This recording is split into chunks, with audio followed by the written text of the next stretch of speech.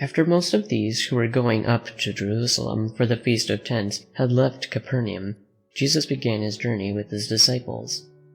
All who saw him going toward Jerusalem, and even his disciples, thought that he was now surely on his way to take his throne and rule the people as King of Israel. A man who was one of the teachers of the law came to Jesus and said, "Master, I will follow you wherever you may go."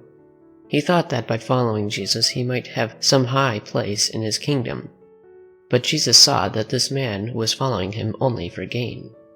He said to him, "You will gain nothing by following me. The foxes have holes, and the wild birds have their nests, but the Son of Man has not a place where he can lay his head." To another man Jesus said, "Follow me."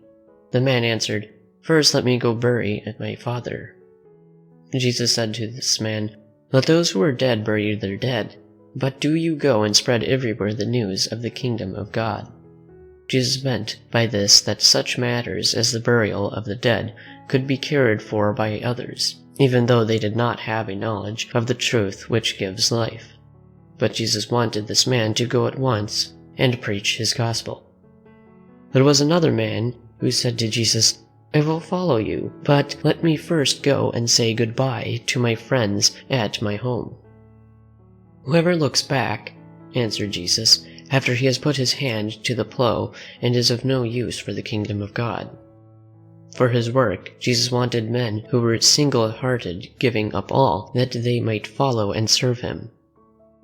On his journey to Jerusalem, Jesus did not take the road down the Jordan Valley, the way usually followed. He made up his mind this time to go through Samaria, perhaps because he did not wish to have a crowd of people with him, and few of the Jews went to Jerusalem by way of Samaria.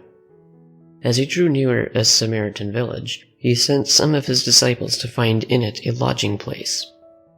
But the Samaritan people would not allow Jesus and his disciples to come into their village, because they saw that they were Jews on their way to Jerusalem. The Samaritans and the Jews hated each other and would not show kindness to one another.